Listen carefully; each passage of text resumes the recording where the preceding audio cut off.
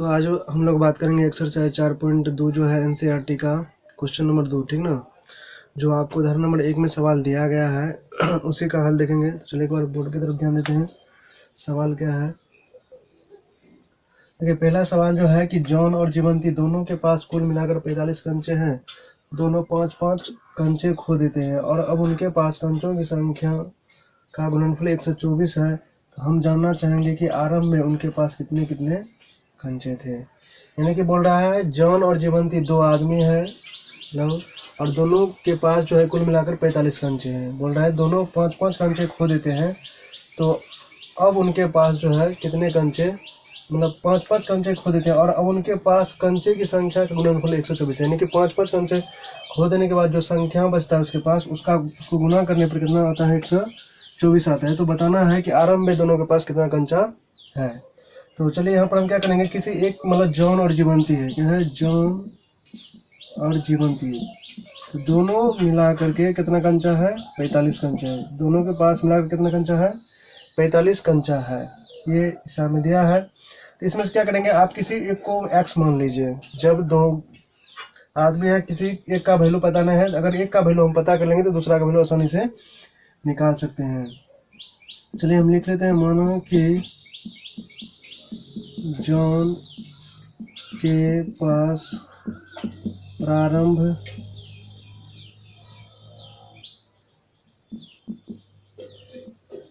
में x कंचा था, ठीक ना।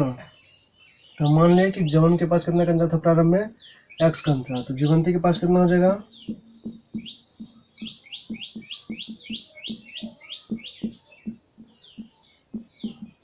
जीवंती के पास कंचा की संख्या, तो जीवंती के पास कंचा की संख्या कितना हो जाएगा, यानी कि 45 में से x को घटा देंगे, 45 में से x को घटा देंगे। यानी कि सिंपल है कि मान के चले कि आपको पता चल जाए कि किसी दो आदमी के पास मिलाकर 50 रुपया है।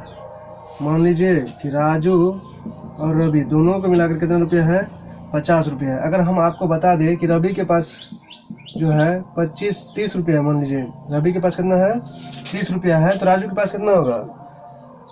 तो आप सिंपल क्या कीजिएगा कि रवि के पास जितना है उसको घटा दीजिएगा 50 में से, तो कितना हो जाएगा, राजू का ही ना बचेगा है। तो वही हम किए हैं, क्या किए हैं, दोनों मिलाकर कितना था, 45 कंचा था। हम इसमें से क्या मान लें, जॉन के पास मान लें प्रारंभ में x कंचा था, जीवंती के पास कितना होगा, ये x को 45 में से घटा दी, जैसे कि यहाँ पर किए हैं, ठीक ना। चलिए अब आगे बढ़ते हैं। आगे क्या बोल रहा है सवाल आपको, कि बोल रहा है कि दोनों आदमी जो है 5-5 कंचा खो देता है, मतलब कि हरा देता है। तो 5 कंचा होने के बाद तो जॉन के पास कितना रहेगा। तो सिंपल है कि 5 कंचा तो जॉन का भी ना रहेगा, तो 5 माइनस x, यानी कि x में से 5 क्या हो जाएगा, माइनस हो जाएगा। और जीवंती के पास कितना बचेगा, जीवंती के पास भी 5 कंचा कम हो जाएगा, क्योंकि उसके पास 45 माइनस x है, इसमें से 5 घट जाएगा। तो 45 माइनस x, तो 45 जो है 45 में 5 घटेगा तो हो जाएगा 40 माइनस। अब देखिए हिसाब क्या बोल रहा है कि दोनों के पास जो कंचा है 5-5 खोने के बाद उसका जो गुणनफल है 182 है। यानी कि हम आप यहाँ पर लिखेंगे प्रश्न से, यानी कि क्यों लिखेंगे, क्योंकि हिसाब प्रश्न बोल रहा है आपको कि उनके पास कंचे की संख्या का गुणनफल कितना है, 124 है। तो अब कितना है जॉन के पास, x माइनस 5 है, और जीवंती के पास कितना बचा, 40 माइनस x बचा। दोनों को गुना करेंगे तो कितना हो जाएगा, इसका वैल्यू 124 के बराबर हो जाएगा। ये बात कौन बोल रहा है, हिसाब बोल रहा है। अब क्या कीजिए, इनमें से दोनों को क्या कीजिए, गुना कर दीजिए। तो या तो आप ऐसे डायरेक्ट गुना कर लीजिए, या तो दो में से किसी एक को 2 बार लिख के कर लीजिए, ठीक ना। अगर ये सब आपको हल करने नहीं आता है तो एक्सरसाइज 4.1 का जो पहला वीडियो है आप वो जाके देखिए, आपको आसानी से समझ में आ जाएगा, ठीक ना। तो चलिए क्या करेंगे, 40 गुना x करेंगे तो क्या हो जाएगा, 40x माइनस x गुना x क्या हो जाएगा, x स्क्वायर। अब 5 से गुना करेंगे माइनस में प्लस में, तो 5 चुके 20, 200 हो जाएगा। और ये 5 गुना x होगा तो प्लस माइनस प्लस हो जाएगा, 5x बराबर 124, ठीक ना।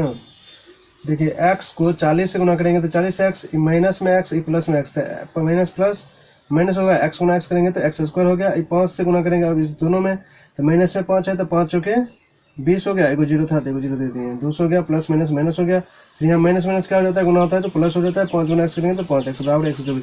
अब क्या करेंगे हम इसको, ये जो 5x है और 40x दोनों को जोड़ेंगे कितना हो जाएगा, 45x हो जाएगा, और माइनस में एक्स स्क्वायर माइनस में 200 बराबर 124। अब क्या करेंगे, ये जो एक्स स्क्वायर वाला पार्ट माइनस में है तो ये पूरा पार्ट को हम उठा के बराबर के उस साइड भेज देंगे, इधर क्या बचेगा, जीरो बचेगा, तो इधर हम जीरो लिख लेते हैं क्योंकि इस सब को हम उस साइड भेज रहे हैं। तो क्या है, ये 45x जो है ये एक्स स्क्वायर चलिए माइनस में है, इधर आया तो प्लस हो गया, यानी कि जब भी ये बराबर के उस साइड जाएगा तो क्या होगा, चिन्ह बदल जाएगा, अगर माइनस में है तो प्लस में हो जाएगा और प्लस में है तो माइनस में हो जाएगा। तो ये क्या हो गया, एक्स स्क्वायर प्लस में हो गया, ये माइनस में था तो क्या हो जाएगा, प्लस में हो जाएगा 200, और ये जो है 45 प्लस में था तो ये माइनस में हो जाएगा 45x, ठीक ना। चलिए अब इसको हम जोड़ लेते हैं, बराबर जीरो, ये जो है इसमें एक्स नहीं लगा है, इसमें भी एक्स नहीं लगा, दोनों को जोड़िएगा कितना हो जाएगा, पहले हम एक्स स्क्वायर लगा लिख लेते हैं, एक्स स्क्वायर माइनस 45x, अब ये दोनों को जोड़ के लिख लेते हैं, तो जीरो में 4 जोड़ेगा 4, जीरो में 2 जोड़ेगा 2 और 2 1 3, कितना हो गया 324। अब इसको हम सीधा कर लेते हैं, x square minus 45x plus 324 बराबर जीरो। तो चलिए हमारा द्विघात समीकरण जो है आ गया है। अब जो है आप इसका क्या कीजिएगा, गुणनखंड विधि से हल करना है, क्या करना है, x का वैल्यू हमको निकालना है, ठीक ना। चलिए आप इसको उतार लीजिए, उसके बाद हम इसका हल जो है फिर करते हैं। चलिए इसका हम क्या करेंगे, यहाँ पर लिख लेते हैं x square minus 45x plus 324 बराबर जीरो। अब हम जो है आपको गुणनखंड करने के लिए बताए हैं, तो कैसे करेंगे गुणनखंड। अगर आप अपना से खुद से करना चाहते हैं तो पहले खुद से प्रयास कीजिए, अगर नहीं आता है तो फिर हम जो कर रहे हैं उसको देखिए। अगर आप बढ़िया से सीखना चाहते हैं तो इसका जो 4.2 का जो पहला वीडियो है आप उसको जाके देखिए, उसमें हम बताए हैं कि गुणनखंड कैसे करना है, ठीक ना। चलिए फिर भी हम यहाँ पर भी बता रहे हैं, तो एक बार आप ध्यान से देखिएगा और सीखने का प्रयास कीजिए। क्या करेंगे, ए यहाँ पर यानी कि ए का जो वैल्यू है तो कुछ नहीं तो एक है, यहाँ पर सी का जो वैल्यू है हम दोनों को गुना करके क्या करेंगे, इसका गुणनखंड कर लेंगे, यानी अभाज्य गुणनखंड कर लेंगे ताकि हम इसका गुणनखंड आसानी से मिल जाए। तो क्या कीजिएगा, 2 से करेंगे तो क्या बचेगा, 1 पर 2 12, तो 2 6 के 12, 2 2 4, फिर 2 से लगाइएगा तो 2 8 16, 2 2, फिर आप 2 से नहीं लगेगा, 9 से लगाइए या 3 से लगा लीजिए, 3 से लगाइएगा क्या आएगा, 27 आ जाएगा। और यहाँ पर कीजिएगा 2 से कितना हो जाएगा, 3 से, तो 3 9 27, 3 से कीजिएगा 3 3 9। अब जो है ये पूरा गुणनखंड को हमको 2 भाग में डिवाइड इस तरह से करना है, जोड़ या घटा के हमको 45x होना चाहिए और गुना करने के बाद कितना होना चाहिए, 324 आना चाहिए। तो स्वाभाविक है 45 से बड़का डिजिट है तो दोनों को जोड़ के ही आएगा। तो हम करते हैं एक बार, 3 3 9, 9 2 18, 18 2 36 आप ले लीजिए, हम ले लीजिए 3 3 9, 9 2 18, 18 2 36, इधर कितना हो जाए 9, तो 36 और 9 को जोड़ते हैं तो 45 हो रहा है। एक बार गुना कर लीजिए 36 और 9 को, देखिए मतलब जो है 324 आ रहा है, नहीं आ रहा है, तो 9 6 के 54 के 4 हाथों से 5, 9 2 18 5 23, 9 6 के 54 हाथों से 5, 9 3 27, 27 और 5 27 5 324 आ रहा है। यानी कि आपका जो है गुणनखंड आ गया। तो आप क्या कीजिए, इसको लिख लीजिए, एक्स स्क्वायर माइनस 45 को क्या लिखेगा आप, 36x माइनस में 9x प्लस 324 बराबर जीरो। आ गया ना। अब इस दोनों में हम क्या करेंगे, कॉमन करेंगे। कॉमन क्या आएगा, कुछ नहीं आएगा तो x आएगा, दोनों में x नजर आ रहा है, जो दोनों में रहता है उसको बाहर करेंगे, तो x बाहर आ गया तो क्या बचेगा, माइनस में 36 हो जाएगा। अब यहाँ पर कॉमन क्या आएगा, यहाँ पर अगर माइनस में आया x माइनस 36 तो यहाँ भी आपको x माइनस 36 ही चाहिए, तो इसमें से क्या कॉमन लीजिएगा आप, यानी कि माइनस में 9 कॉमन लेते तो क्या बचेगा, x बचेगा, और माइनस 9 कॉमन आएगा तो यहाँ पर क्या होगा, प्लस माइनस माइनस हो जाएगा 36, होगा कि नहीं होगा। यहाँ पर आप भागा कीजिएगा तो 9 3 27, मतलब 27 और 5 27 3 30 2 32, तो 5 पर 4 54, तो 9 6 के 54 आ गया ना, बराबर जीरो। अब जो है जो डिब्बा के बाहर है उसको अंदर कर लीजिए, जो दोनों है उसमें से एक ठो को आप ले लीजिए। x माइनस 9 बराबर कितना हो जाएगा, जीरो, और ये हो जाएगा x माइनस 36 बराबर जीरो। तो दोनों को मैंने कि जीरो के बराबर है तो दोनों को क्या करेंगे, जीरो के बराबर कर लेंगे। तो x के बराबर कीजिएगा तो उस साइड जाएगा तो 9 हो जाएगा, इसको x बराबर कीजिएगा तो 36 होगा। यानी कि आपका दोनों मान सही आ रहा है। क्या आ रहा है, दोनों मान सही आ रहा है। तो आपको यहाँ पर अगर कोनो एगो मान गलत होता तो ठीक था, लेकिन दोनों मान प्लस में आ रहा है तो क्या है, दोनों मान सही है। अगर कोनो एगो मान माइनस में आता तो गलत हो जाता, लेकिन दोनों मान प्लस में आया है। तो हम क्या लिखेंगे कि जॉन के पास, जॉन को क्या माने हैं, एक्स माने हैं, तो जॉन के पास 9 कंचा होगा तो जीवंती के पास कितना हो जाएगा, दोनों मिला के 45 होना चाहिए ना। अगर जॉन के पास 9 होगा तो इसका मतलब हुआ जीवंती के पास कितना होगा, 36। जीवंती के पास 36 कंचा होगा। लेकिन जब जॉन के पास, क्योंकि एक्स का मान 9 आया और 36 है तो दोनों हो सकता है जॉन का, ठीक ना, तो इसीलिए हम लिखे दूसरा कंडीशन। लेकिन जब जॉन के पास 36 कंचा होगा, 36 कंचा होगा तो जीवंती के पास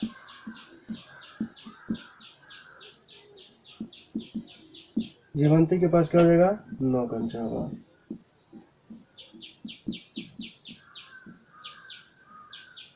ये हमारा जो है सवाल कंप्लीट हो गया। तो आप इसको जो है लिख लीजिए बढ़िया से, और 1 से 2 बार वीडियो को देखिए ताकि आपको पूरा से समझ में आ जाए, ठीक ना। चलिए उसके बाद हम दूसरा सवाल को देखते हैं। इसी का उदाहरण में जो है 2 सवाल दिया आपको, उसको हल करना है। तो चलिए हम लोग दूसरा सवाल को देखते हैं। तो चलिए हम सवाल नंबर 2 देखते हैं। यानी उदाहरण 1 में जो 2 सवाल दिया था, तो 1 हम देख लिए हैं, अब दूसरा को देखते हैं।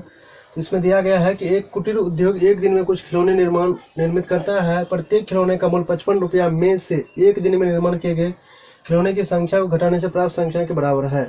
तो किसी एक दिन कुल निर्माण लागत 750 रुपया थी, तो हम उस दिन निर्माण किए गए खिलौने की संख्या ज्ञात करना चाहिए। तो यानी कि हम आपको सवाल समझाते हैं कि सवाल आपको बोल रहा है कि जो है एक दिन जितना खिलौना बनता है उसका जो निर्माण लागत है उस संख्या को घटाने के बाद जो प्राप्त होता है वही उस खिलौने का निर्माण लागत होता है। यानी कि बोल रहा है कि एक कुटीर उद्योग एक दिन में कुछ खिलौने निर्मित करता है। कितना खिलौना बनाता है हमको पता नहीं है, लेकिन बोल रहा है प्रत्येक खिलौने का जो मूल्य है 55 रुपया में से एक दिन में निर्माण किए गए खिलौने की संख्या को घटाने से प्राप्त संख्या के बराबर है। कहने का मतलब कि एक दिन में टोटल खिलौना जितना बनेगा उस खिलौना को अगर आप उस दिन निर्माण के खिलौना में से घटा देंगे तो जो वैल्यू आएगा वो एक खिलौना का मूल्य होगा। तो आपको बताना है तो हम क्या करेंगे, मान लेंगे, माना कि उस दिन निर्माण कुल खिलौने की संख्या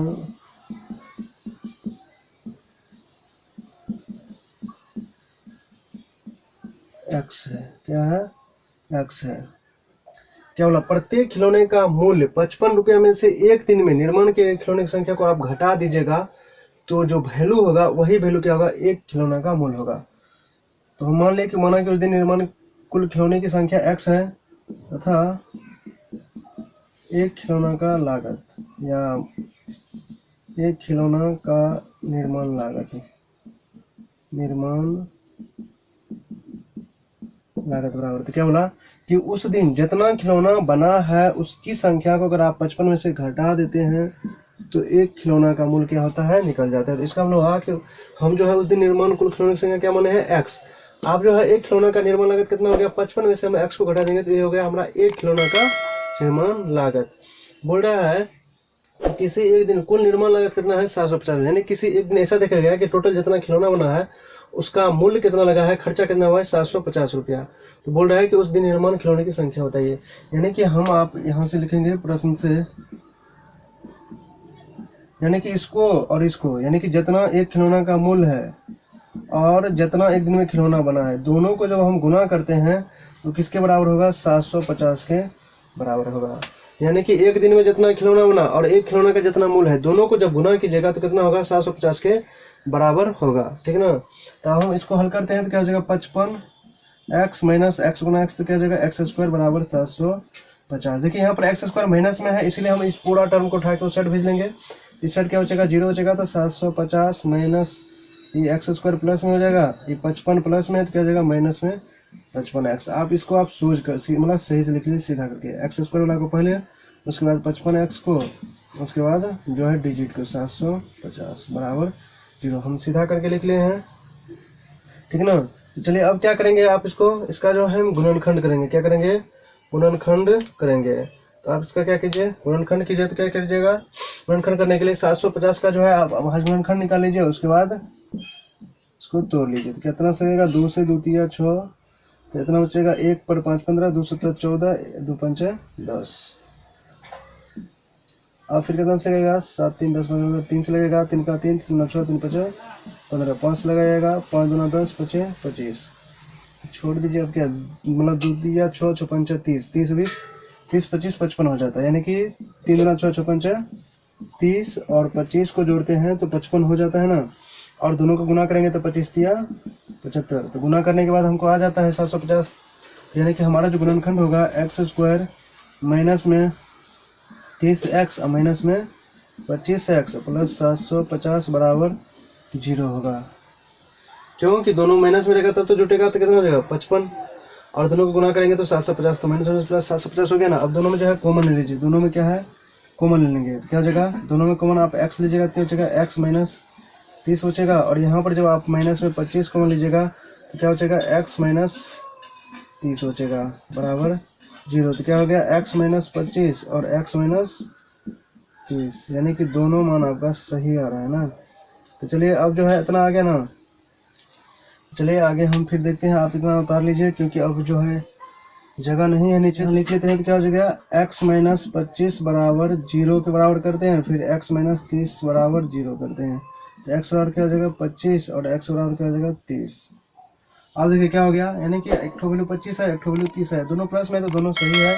इसका मतलब हुआ कि एक दिन जो अगर निर्माण खिलौना होगा या तो 25 होगा या तो 30 होगा, ठीक है ना।